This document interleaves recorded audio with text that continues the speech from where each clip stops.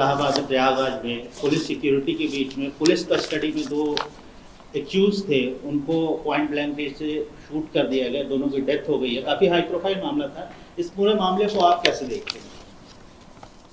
देखिए, मैंने शुरू से आपसे कह रहा था कि उत्तर प्रदेश में बीजेपी की सरकार रूल ऑफ लॉ के तहत सरकार को नहीं चला रही है, बल्कि रूल बाय गन को चला रही है। और ये पिछले 2017 से जब से बीजेपी की गवर्नमेंट बनी, ये सिलसिला चल रहा है। और हर बार जब कभी भी हम मीडिया से बात करते थे, बल्कि हम अपने भाषण में, अपने स्पीचेस में इस बात को दोहरा रहे थे। मगर अफसोस इस बात का है कि आप लोग सिर्फ ये समझ रहे थे कि हम रेटरिक के तौर पर उसका इस्तेमाल कर रहे हैं। हम आप लोगों को और देश के सामने आंकड़े रखे कि कैसे लोगों को गोली से निशाना बनाया जा रहा है, और जिससे भारत का संविधान में लोगों का यकीन कम होगा, जिससे हमारे कोर्ट्स में, जजेस में, पब्लिक प्रोसिक्यूटर को उनका काम करने की इजाज़त नहीं दी जा रही थी। तो ये हुआ, और हम इसका, मेरे पास अल्फाज नहीं है इसका कंडेम करने के लिए, इसकी मजम्मत करने के लिए। मगर एक बात यकीनी है कि ना सिर्फ भारत के मुसलमान, बल्कि पूरे भारत के वो सिटीजन्स जो रूल ऑफ लॉ पर यकीन करते हैं, जो कोर्ट्स पर यकीन करते हैं, जो संविधान पर यकीन करते हैं, वो आज अपने आप को कल की इस दरिंदगी और बेदर्दी के साथ जिन लोगों को मारा गया, जो जुडिशियल कस्टडी में थे, उन पर कन्विक्शन हो गया था, उनको अदालत से वो जेल से लाया जा रहा था किसी और एक और केस में इंट्रोगेशन करने के बाद। तो उसको आप जुडिशियल कस्टडी भी बोलेंगे, पुलिस कस्टडी बोल सकते हैं। मगर ना सिर्फ मुसलमान, बल्कि हर वो भारत का नागरिक जो अपने आप को, अपने मुल्क पर फख्र करता है इसलिए कि यहाँ पर संविधान है, कोर्ट्स है, उसको इस बात का फख्र है कि पाकिस्तान से एक आतंकवादी आकर भारत के नागरिक को जान लिया था, तो हमने उस पर कोर्ट में केस चलाकर उसको सजा दी। आज वो सब लोग कमजोर और अपने आप को गैर महफूज समझ रहे हैं। वो अपने आप को कमजोर और गैर महफूज समझ रहे हैं। कल का जो मर्डर हुआ है, ये कोल्ड ब्लडेड मर्डर कहते हैं, उसको देखने के बाद हर वो भारत का नागरिक जो भारत के संविधान पर यकीन करता है, भारत की अदालतों पर उसको यकीन है, आज वो अपने आप को कमजोर और गैर महफूज समझ रहा है। और ये इसलिए हुआ क्योंकि जो लोग सत्ता की कुर्सियों में बैठे हुए हैं, उनमें राय बराबर भी, जो अंग्रेजी का वर्ड है, ना कंपैशन है, ना उनमें ह्यूमैनिटी है, ना उनमें रहम है, ना उनमें इंसानियत है। ये जो कल का वाकया हुआ, आप बताइए मेरे को, ये तो कोई ऐसा नहीं है कि कोई जाकर फौरन किसी को गोली मार दिया। आप उनका वेपन चलाने का तरीका देखो, आप जिस तरीके से वो लोग आए, और उनका हाथ स्टिल है एकदम। मुझे भी वेपन चलाना आता है, मैं भी एक एक्सपर्ट के साथ ट्रेनिंग लिया हूं अपनी सेल्फ डिफेंस के लिए। और जिस तरीके से मार रहे वो लोग, उनका हाथ देखिए हिल नहीं रहा है, उनकी आंख उस पर है, उन लोगों पर है।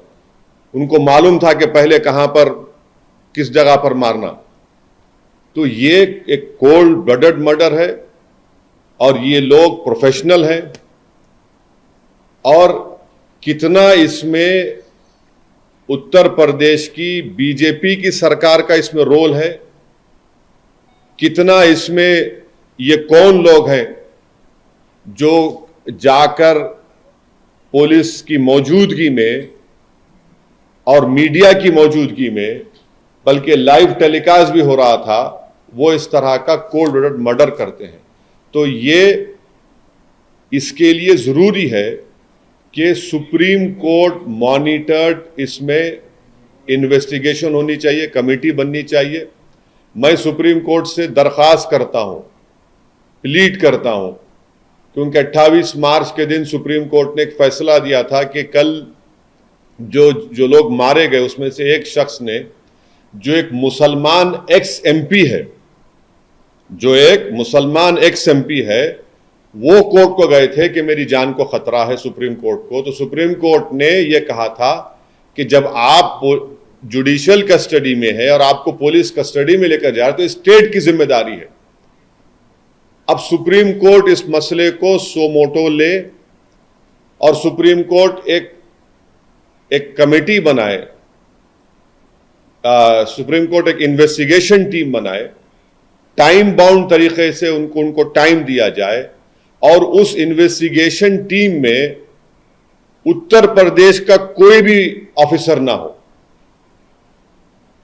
एक टाइम बाउंड तरीके से वो इन्वेस्टिगेशन टीम बननी चाहिए जो सुप्रीम कोर्ट को रिपोर्ट करे और एक टाइम बाउंड मैनर में वो इन्वेस्टिगेशन मुकम्मल होना चाहिए। क्योंकि ये बात कोई भी यकीन नहीं कर सकता कि ये लोग सिर्फ उठकर आए, कौन इनको बोला वहां पर, इनका बैकग्राउंड क्या है और कैसे वो लोग इस तरह घुस गए वहां पर और क्यों पुलिस ने उनको रोका नहीं। तो ये जरूरी है। हम तो सुप्रीम कोर्ट से उम्मीद करते हैं कि सुप्रीम कोर्ट इस मसले को सो मोटो लेगा, एक इन्वेस्टिगेशन टीम सुप्रीम कोर्ट बनाएगा जो सुप्रीम कोर्ट को रिपोर्ट करेंगे और उसमें बेहतर होगा कि कोई भी उत्तर प्रदेश का ऑफिसर ना हो, क्योंकि उनकी मौजूदगी में, उनकी कस्टडी में इन दो लोगों की हत्या की गई है। और एक बात आप समझिए कि मैं शुरू से कह रहा हूं कि जो रेडिकलाइजेशन हो रहा है मेजॉरिटी कम्युनिटी में, इस पर कोई यकीन नहीं कर रहा है। बराबर रेडिकलाइजेशन हो रहा है। अगर बीजेपी चुनाव पे चुनाव जीतते जा रही है और इस मसले को बीजेपी नहीं देख रही है तो बीजेपी देश की खिदमत नहीं कर रही है।